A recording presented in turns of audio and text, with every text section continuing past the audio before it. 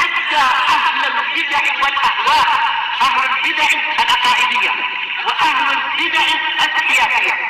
أنا أقول بيننا وبينكم السلف، بيننا وبينكم الكتب، كان فيقول البدع بيننا وبينكم. طيب. بسم الله الرحمن الرحيم. عن عائشة رضي الله عنها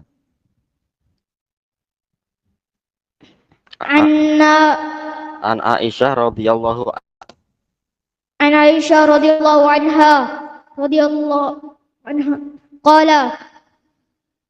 قالت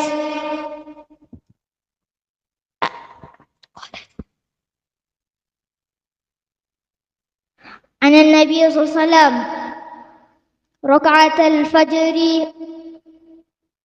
الفجر لهم في ركعة الفجر خير من الدنيا وما فيها. رواه مسلم.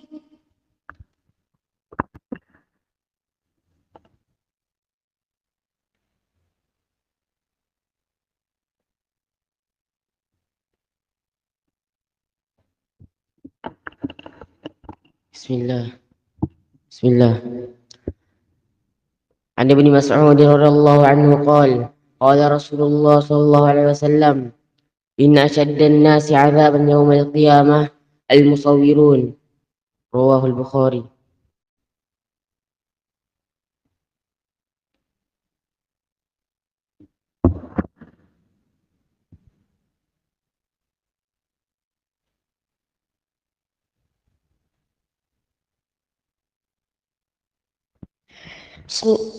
بسم الله الرحمن الرحيم. عن عائشة رضي الله عنها عن النبي صلى الله عليه وسلم قال الرضاعة تحرم ما تحرم ولادته. أخرجه البخاري ومسلم.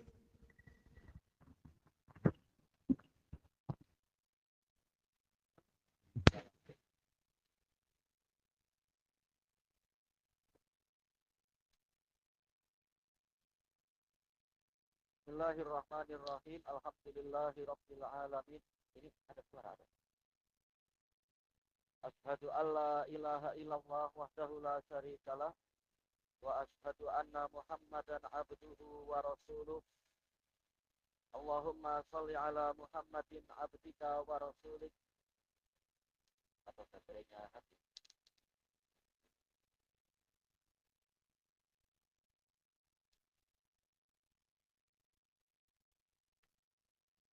Pakai yang mana ini ya atau apa?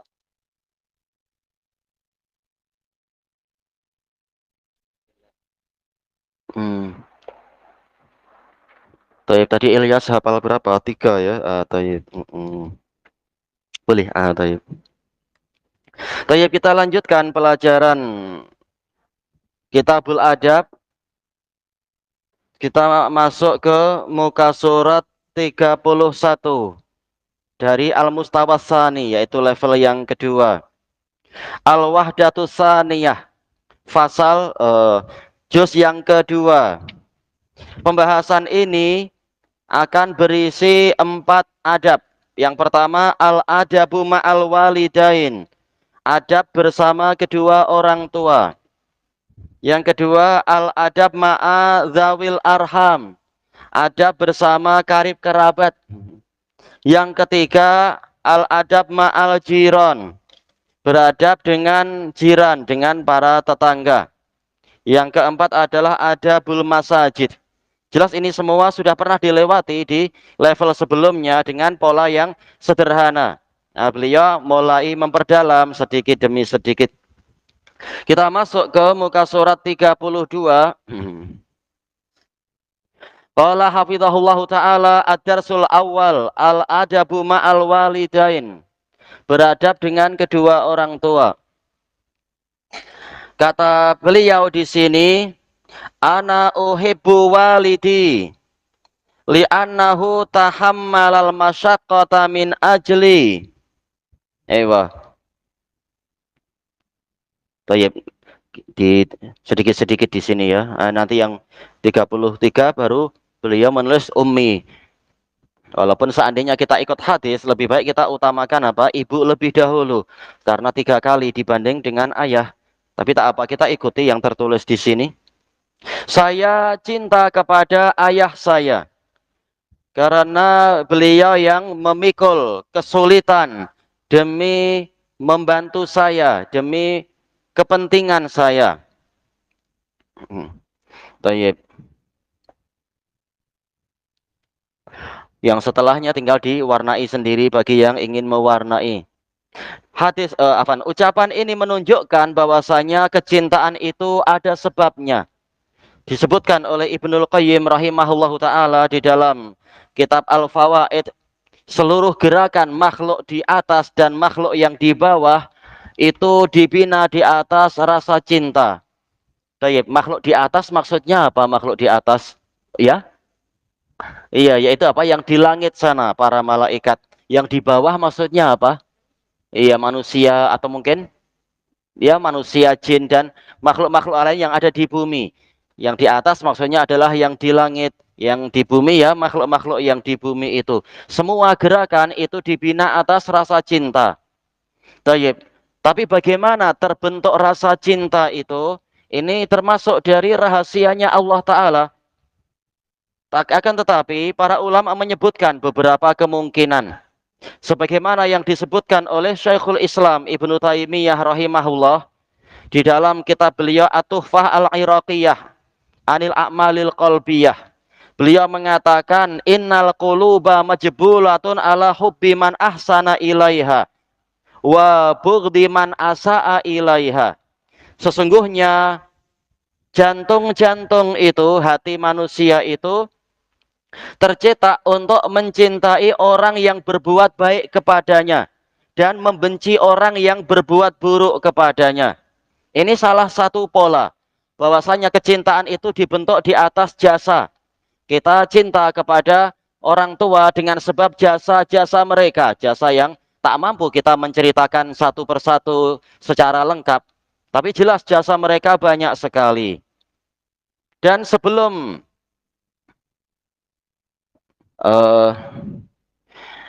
itu juga Syekhul Islam menyebutkan dalam kitab yang sama At-Tuhfah Al-Iraqiyah, beliau mengatakan al-hubbu yatba'ul ilim. Rasa cinta itu mengikuti pengetahuan. Semakin kita tahu jasa-jasa baik dari orang tua kita, maka akan semakin besar rasa cinta kita kepada mereka. Di antaranya, dan ini banyak dibahas oleh Al-Hafidh Ibnul Jauzi rahimahullah. Kalau tak salah dulu di dalam kitab beliau Wasiyatun ila waladi, kalau tak salah tulisannya itu ya. Kitab kecil dulu, wasiat kepada anaknya, menyebutkan betapa jasa orang tua itu sangat besar. Di antaranya adalah mereka yang menyebabkan kita terlahirkan di dunia, hasil dari kerjasama orang tua. Ini beliau memisahkan antara menyebutkan ayah dulu baru kemudian menyebutkan ibu. Jasa-jasa ayah mungkin apa dari sisi menempatkan ibu ke rumah yang baik, tempat untuk biar hidup dengan baik. Karena kalau kehidupan ibu baik, insya Allah anak juga ada harapan mendapatkan perawatan yang baik. Berarti apa? Jasa berupa tempat tinggal, kemudian berupa nafkah. Demikian pula berupa makanan, berupa pakaian, ya semuanya ikut dalam masalah nafkah. Dan juga nanti ketika hendak melahirkan, sering diperiksakan ke, kalau dulu mungkin bidan-bidan atau apa istilahnya yang memeriksa secara berkala. Kalau ternyata pihak kesehatan mengatakan oh ini kurang protein, maka dibelikan protein dosis tinggi barangkali, atau vitamin, atau mungkin obat tambah darah atau apa saja, atau jenis-jenis makanan yang sangat membantu. Karena kita tahu ketika ibu mengandung itu banyak sekali asupan gizi yang disedot oleh anaknya, maka ibu sendiri sangat memerlukan tambahan gizi. Orang sisi ayah yang berusaha untuk memenuhi keperluan-keperluan tadi. Demikian pula tatkala si anak sudah hendak melahirkan, segera dicarikan mungkin hospital atau apa yang segera mengurusi yang seperti itu. Nah, sekarang di hospital-hospital banyak ikhtilat, campur laki perempuan dalam satu ruangan, apalagi terkadang dokter itu justru laki-laki, padahal ini untuk urusan rahasia perempuan. Maka ayah berusaha untuk mencarikan istilahnya hospital private, hospital swasta, sehingga diharapkan boleh diharapkan dokternya itu dan juga para perawatnya adalah dari perempuan dan seterusnya. Ini perlu duit yang banyak, memerlukan kerja keras untuk mendapatkan duit yang banyak tadi. Demikian pula masalah pendidikan. Walaupun ibu itu mungkin untuk mendidik anak sendirian, yang istilahnya sekarang mungkin single parent itu, tetapi jelas Allah Ta'ala lebih tahu hikmah pasangan suami istri itu. Anak kalau biasa dididik tanpa ayah, maka boleh jadi dia akan kurang hormat, boleh jadi dia kurang rasa takut, boleh jadi dia akan menjadi hidup serba bebas, tidak tahu adab. Tapi kalau ada ayah, ayah lebih berwibawa, ayah lebih tegas, dan seterusnya. Apalagi juga disebutkan oleh para ulama bahwasanya ayah itu lebih besar kecemburuannya daripada ibu. Makanya diharapkan si ayah lebih mampu untuk menjaga kehormatan putra dan putrinya dan seterusnya. Dan lebih tegas dan lebih memahami dengan akal yang lebih sempurna. Sehingga lebih mampu menjaga anak-anaknya dari perkara-perkara yang akan merusak mereka. Tayyib. Dan juga paling tidak akan membantu untuk menapis para tetamu yang akan datang. Kalau ketahuan, oh keluarga ini nggak ada laki-lakinya, hanya ada janda, boleh jadi sembarang lelaki cenderung lebih berani untuk mendekat. Sementara kalau oh ini bapaknya ada, maka mereka tidak berani untuk sembarang-sembarang bertamu ke keluarga yang tidak ada laki-lakinya itu. Dan seterusnya, banyak sekali jasa dari ayah. Tayyib. Kemudian disebutkan di sini at-taqwim, penilaian. Yang pertama, man waffara lakal baital ladzi taskunuh. Ada yang mencoba menerjemah, apa arti waffaro? Waffaro artinya apa? Memenuhi. Nah, berarti siapa yang akan menerjemah soal pertama ini? Man waffara lakal baital ladzi taskunuh. Tayyib.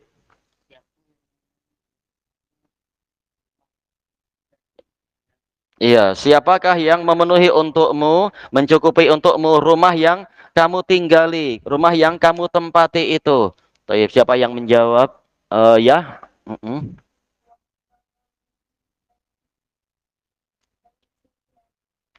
Kalau ada al berarti al-baita.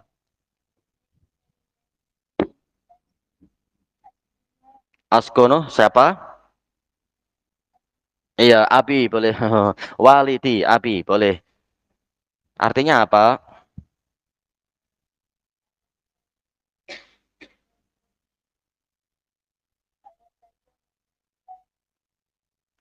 Yang mencukupi bait, al-bait yang yang saya tinggali, yang saya tempati. Iya, ayah saya yang memenuhi, yang mencukupi rumah untuk saya tinggali. Thayyib.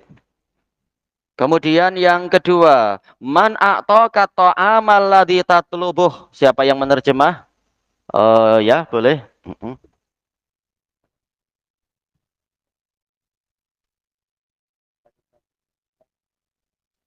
Ya, siapakah yang memberimu makanan yang kamu minta? Yang lain, ya Abdullah.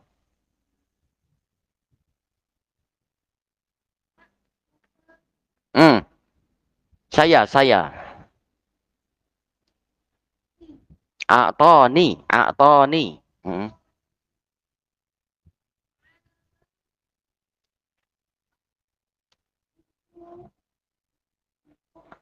Siapa? Ayo, Tayyib. Boleh, nggak apa-apa. Cuma ini beliau bagi masalahnya nanti untuk Umi nanti pembahasannya. Tayyib. Abilladzi a'tani ta'amal ladzi atlubuh. Ayah saya yang memberi saya makanan yang saya minta. Abdullah bilang apa? Abi wa Umi. Boleh, tak masalah. Tayyib. Ini dari sisi apa? Perantara ya. Jelas Allah lah yang memberikan makanan pada kita. Alladzi at'amahum min ju'i wa amanahum min khauf. Yaitu Allah itulah yang memberikan kepada mereka makanan disebabkan karena kelaparan mereka dan mengamankan mereka dari rasa takut. Cuma yang ditanyakan di sini perantaranya. Jelas segalanya rezeki itu dari Allah Ta'ala. Yang ketiga, hal tuhibbu walidak. Ya. Adakah kamu? Taib, adakah kamu menyayangi, mencintai ayahmu? Taib.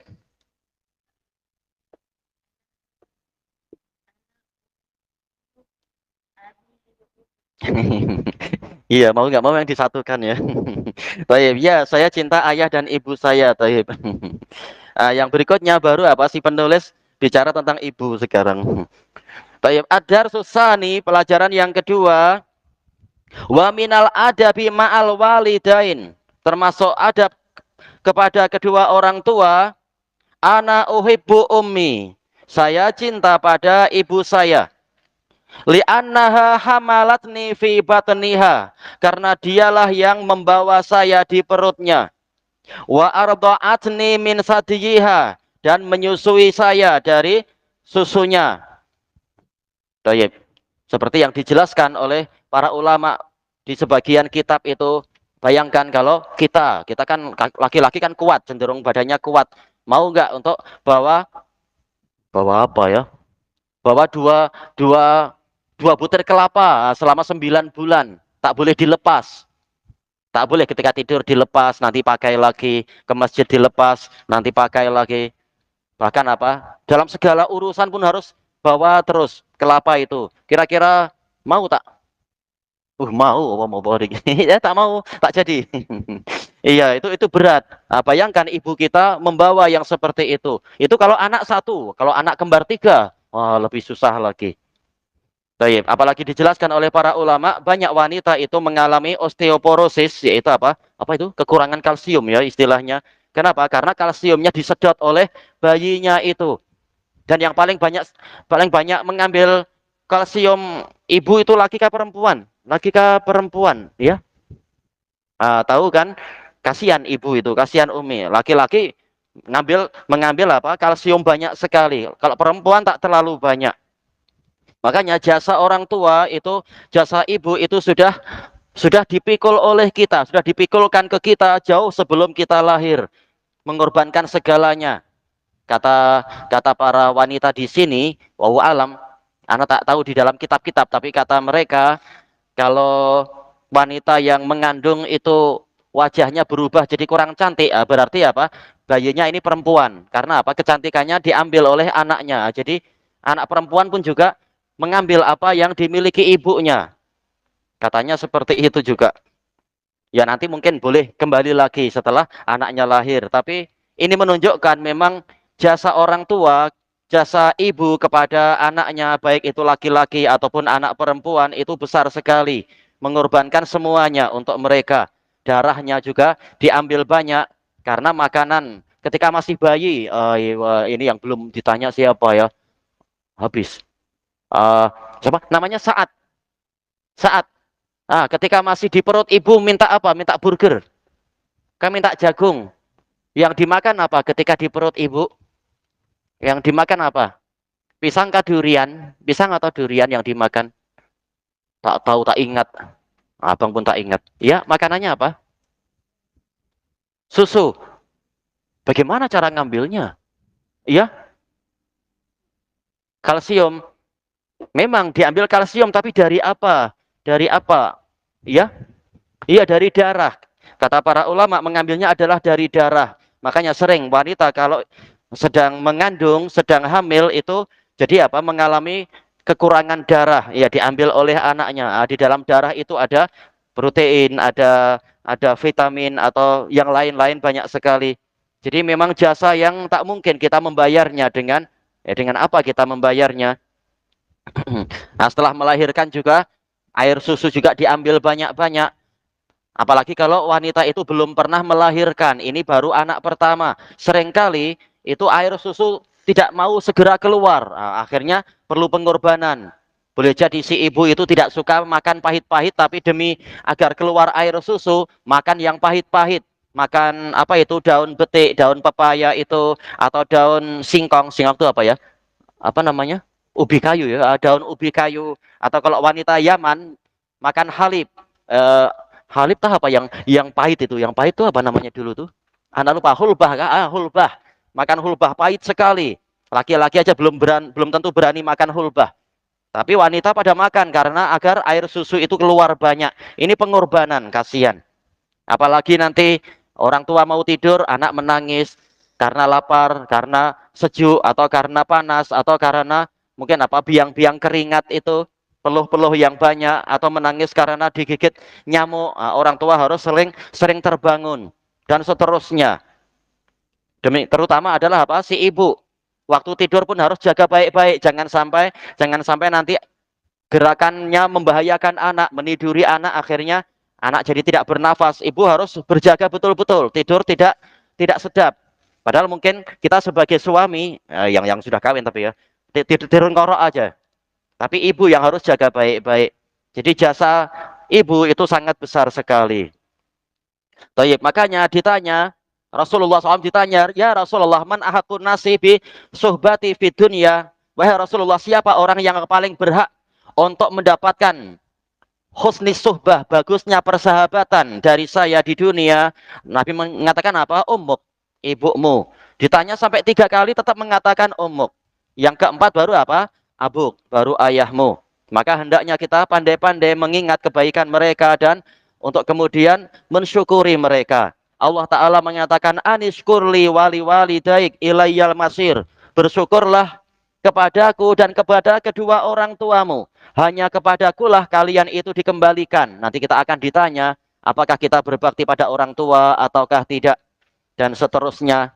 Demikian pula Allah Ta'ala mengatakan, wa qadha rabbuka alla ta'budu illa iyyah wa bil walidaini ihsana. Dan Rabbmu telah merintahkan untuk kalian tidak menyembah kecuali kepadanya dan berbuat baik kepada kedua orang tua. Di muka surat berikutnya masih membahas masalah hak orang tua. Kita lanjutkan di masa hadapan insya Allah. Untuk soal-soalnya juga belum ya. Kita lanjutkan di masa hadapan. Wallahu a'lam.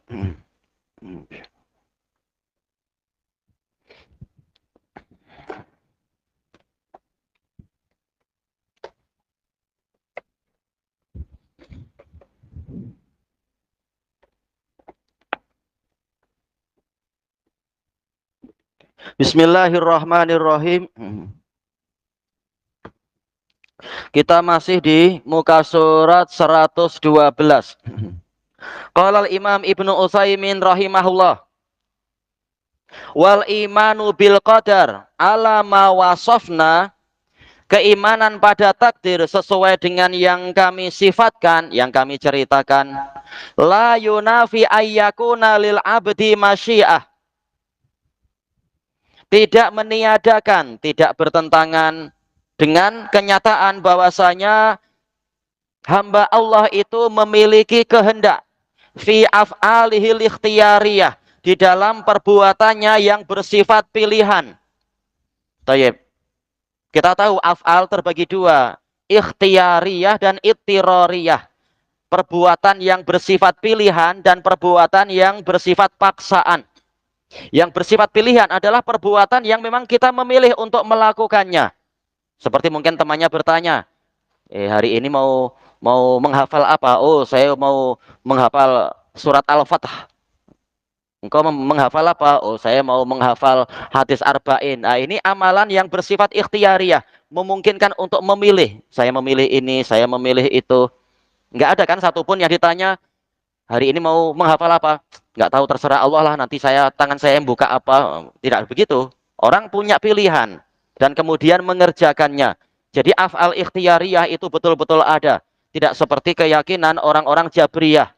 Baik itu Jabriyah dari kalangan Jahmiyah ataupun dari kalangan Asy'ariyah, yang mengatakan hamba Allah itu perbuatannya tidak ada pilihan sama sekali. Allah yang menggerakkan. Kita sekedar dipaksa. Dan ini dusta atas nama Allah dan Rasulnya. Dan dusta menyelisihi kenyataan. Kenyataannya kita punya pilihan, kita mampu memilih. Mari kita bermain. Saya mau tidur lah. Nah, berarti ada pilihan. Bukan dipaksa siapa-siapa. Bukan dipaksa oleh Allah. Ada juga perbuatan yang sifatnya itiroriyah, sifatnya paksaan. Seperti apa? Kita jalan tahu-tahu tergelincir. Orang yang jatuh, dia sengaja jatuh atau tidak sengaja? Iya, tidak sengaja. Atau mungkin apa? Orang naik pohon tahu-tahu apa? Iya, tahu-tahu jatuh. Ingin jatuh kah? Ya, tak pengen jatuh, tapi tahu-tahu jatuh dia. Menunjukkan ada perbuatan yang sifatnya itu paksaan, yaitu memang Allah menakdirkan seperti itu tanpa ada keinginan dari kita. Demikian pula kalau orang sakit, tahu-tahu demam, badan menggigil, badan bergetar. Bukan karena keinginan kita sendiri, tapi memang Allah yang menghendaki demikian. Dan seterusnya, apalagi? Sekarang pertanyaannya, masalah nafas. Nafas itu ikhtiariyah atau itiroriyah? Kita dipaksakah kita memilih? Memilih atau dipaksa bernafas? Memilih atau dipaksa? Memilih atau dipaksa? Ketika kita ingat, memilih. Tapi kalau kita tidak ingat, berhenti nafas nggak? Enggak berhenti. Berarti apa? Sebenarnya masalah apa itu namanya tadi? Masalah nafas, masalah detak jantung, masalah gerakan darah, masalah bahkan kedipan mata, itu adalah ittiroriyah, yaitu tanpa keinginan kita, dia gerak sendiri. Kalau menunggu kita periksa, dah mati mungkin kita. Aduh, saya lupa hari ini menyuruh jantung saya bergerak. Nggak ada itu. Itu sudah bergerak dengan sendirinya. Sendirinya dalam artian tidak kita yang memilih, tapi Allah yang itu. Tetapi ketika kita ingat, kita memang mampu mengendalikannya. Masalah kedipan mata, masalah apa tadi itu?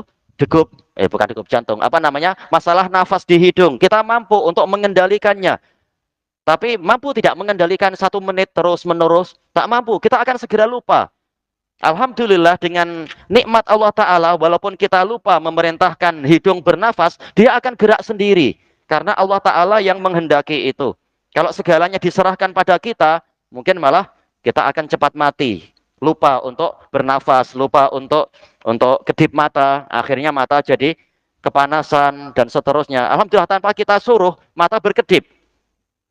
Dan seterusnya. Kemudian disebutkan oleh beliau di sini, wa qudratun 'alaiha, bahwasanya hamba Allah itu memiliki kemampuan untuk melakukan itu. Buktinya apa? Kita setelah makan, kita punya tenaga, kita mampu untuk berjalan, mampu untuk berlari, mampu untuk apa lagi ya? Mungkin mengangkat barang. Hai, gurunya menghadap kemana itu? Sibuk sendiri. Baik. Tadi membahas apa tadi? Bahas apa? Bahas apa? Lupa kan? Sibuk sendiri. Baik. Bahas apa Abdul Fattah tadi? Tadi cikgunya membahas apa? Bahas main gasing kah? Bahas main tarik tambang? Membahas apa tadi? Bahas apa? Iya, menunjukkan apa? Kita punya tenaga setelah makan, ada tenaga. Jadi memang tenaga itu ada, kudrah, kekuasaan, kuasa itu ada. Tidak seperti ucapan orang-orang Jabriyah yang mengatakan segalanya dipaksa, makhluk tidak punya kekuatan apa-apa. Yang betul, kita punya kudrah dan kita punya masyiah, sehingga terbentuklah fi'il, terbentuklah perbuatan-perbuatan. Buktinya kalau kita tidak ada keinginan dan juga tidak ada kemampuan, bahkan apa? Tak mampu bergerak, tak mampu berbicara dan sebagainya. Tayyib. Qal li anna syar'a wal waqi' dallani ala isbati dzalikalah. Syariat dan kenyataan menunjukkan bahwasanya ditetapkannya perkara tadi pada hamba Allah, pada manusia. Jadi manusia memiliki apa? Adanya masyiah atau iradah, kehendak, keinginan, dan adanya kudrah, kemampuan, adanya kuasa. Sehingga dengan itu terbentuklah fi'il, terbentuklah perbuatan-perbuatan. Tapi kita juga meyakini segalanya itu terjadi dengan seizin Allah. Kalau Allah tidak mengizinkan, walaupun kita sudah makan obat-obatan, makan suplemen, nggak tahu apa, steroid, Untuk angkat barang pun tetap kita tidak akan mampu kalau Allah tidak mengizinkan. Jadi tetap segalanya itu di bawah takdir Allah Ta'ala. Tayyib, kata beliau di sini, amma syara, adapun dalil syar'i yang menunjukkan manusia itu memiliki kehendak dan memiliki kemampuan. Faqad qala Allah Ta'ala fil masyiah. Maka sungguh Allah Ta'ala telah berfirman tentang masyiah. Apa arti masyiah tadi? Masyiah tuh anak siapa? Masyiah putri siapa? Masyiah. Masyiah itu apa? Aywa, keinginan. Dia bukan apa? Bukan nama putri jiran, tapi ini maksudnya adalah keinginan. Bahwasanya manusia itu punya keinginan. Faman sya'attakhadha ila rabbihi ma'aba. Maka barang siapa ingin, barang siapa menghendaki, dia akan mengambil tempat kembali kepada Rabb-nya. Barang siapa ingin demikian, maka hendaknya dia melakukan itu. Menunjukkan manusia memang punya masyiah, manusia punya kehendak, manusia punya keinginan. Waqal fa'tu harsakum anna syi'tum. Maka datangilah tempat bercocok tanam kalian, area pertanian dan perkebunan kalian dari manapun kalian inginkan. Boleh dari barat, timur, utara, selatan. Tentunya apa? Tetap mengikuti adab-adab syariat. Tapi yang menjadi pembahasan di sini apa? Syi'tum, yaitu kalian inginkan. Menunjukkan manusia itu memiliki keinginan, bukan dipaksa oleh Allah Ta'ala. Wa qala fil qudrah. Yang kedua masalah kemampuan. Manusia punya kemampuan. Fattaqullaha mastata'tum wasma'u wa ati'u. Maka bertakwalah kalian kepada Allah semampu kalian dan dengarlah serta taatilah. Tayyib. Mana yang menjadi sisi pendalilan? Istata'tum. Manusia memiliki istita'ah, memiliki kemampuan. Bertakwa sesuai dengan kemampuan. Di antara rukun solat adalah apa? Berdiri. Sebagaimana hadis muttafaqun alaih dari Imran bin Husain radhiyallahu anhuma, sholli qa'ima.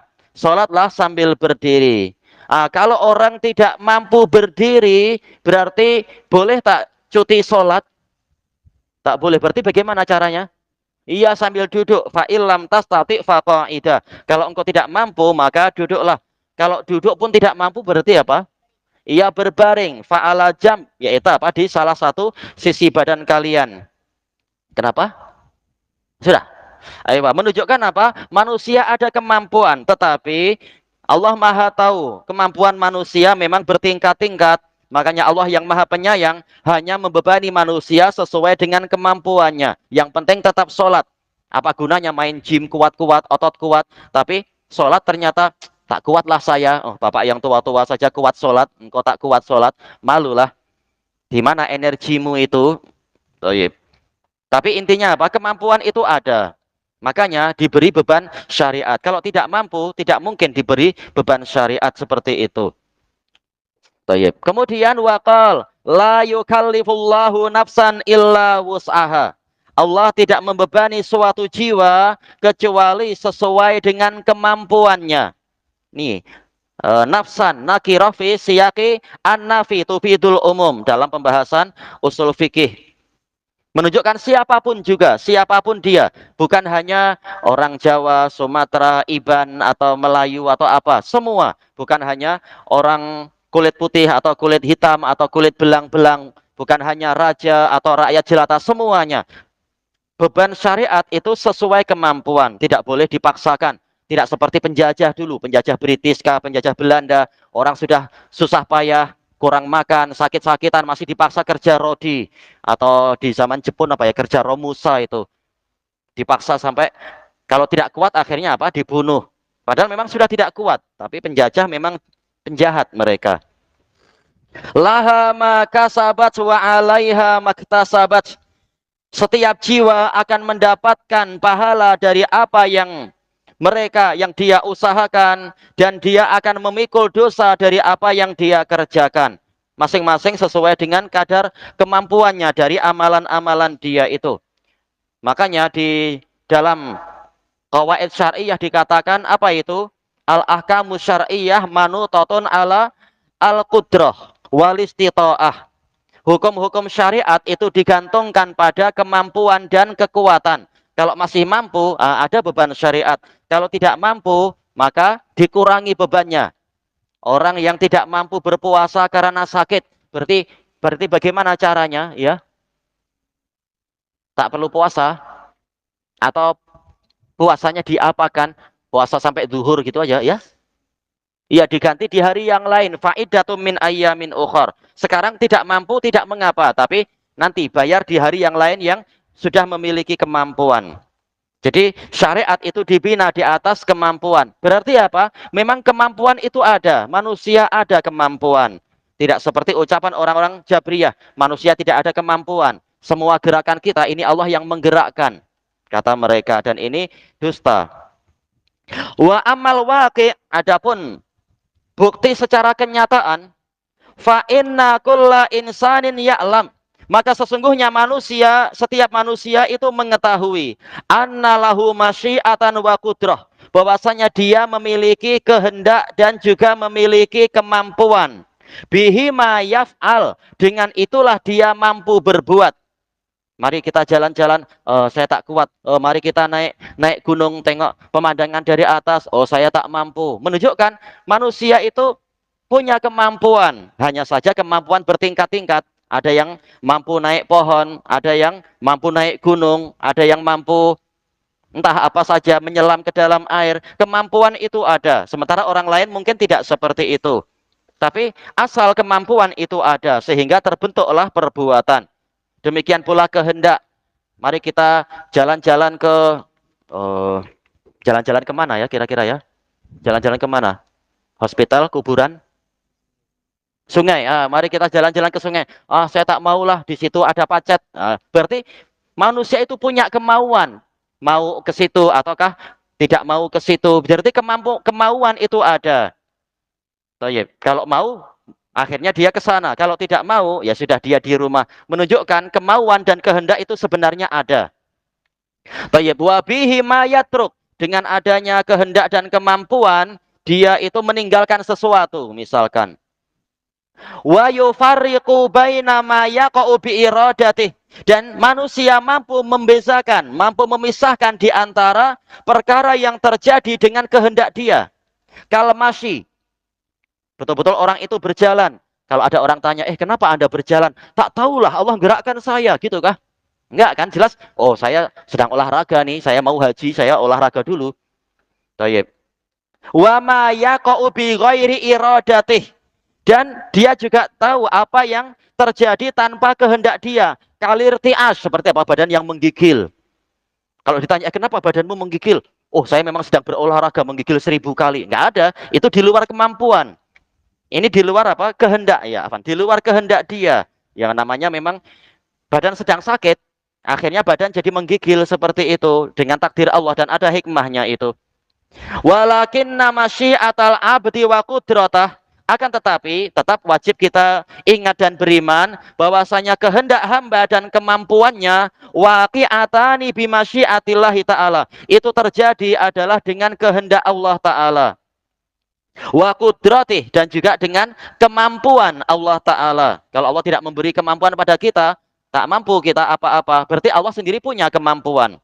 Dan dengan kemampuannya itu dia mengendalikan alam semesta, mengatur segalanya.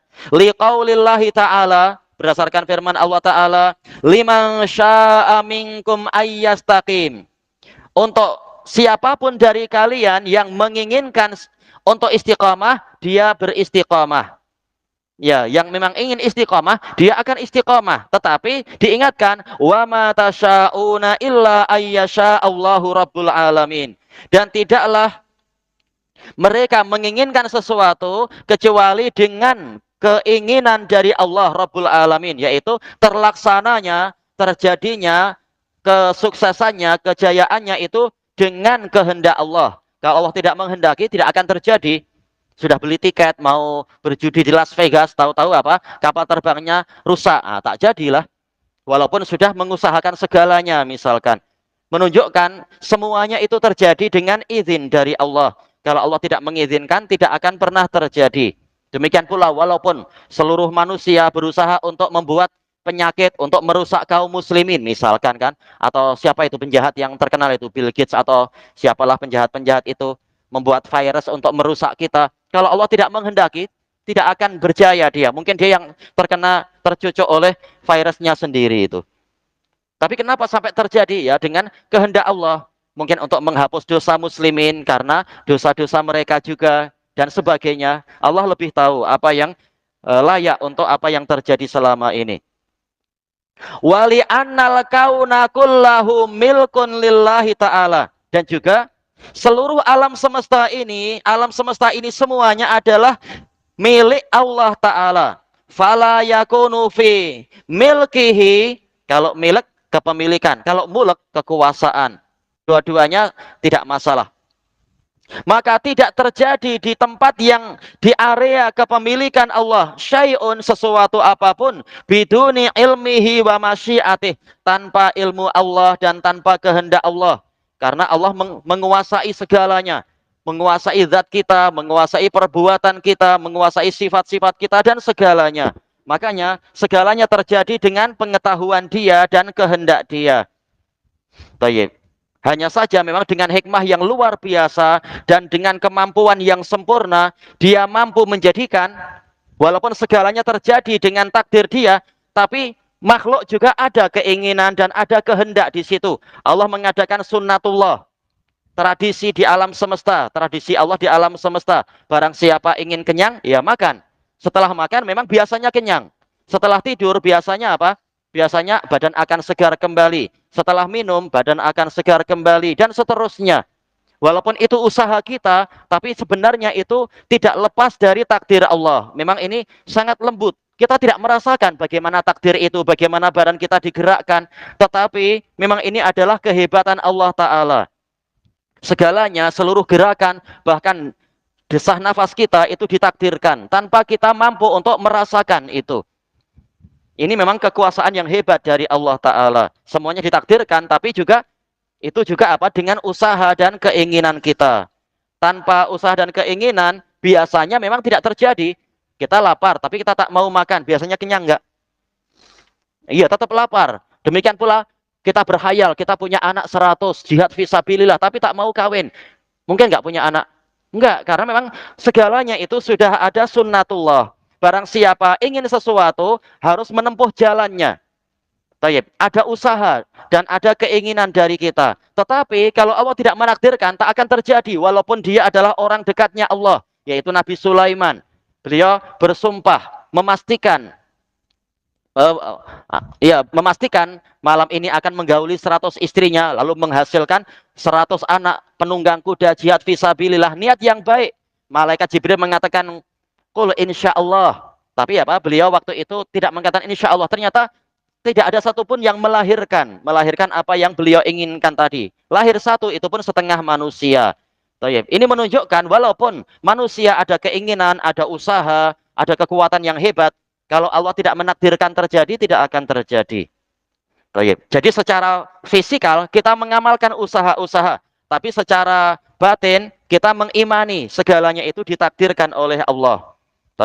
Jadi lahir dan batin kita beribadah pada Allah. Ilahuna wallahu a'lam. Subhanakallahumma wa bihamdika la ilaha illa anta astaghfiruka wa atubu ilaik. Walhamdulillahi rabbil alamin. Jazakumullahu khairan. Mau punya anak 100? Gila. Satu aja belum.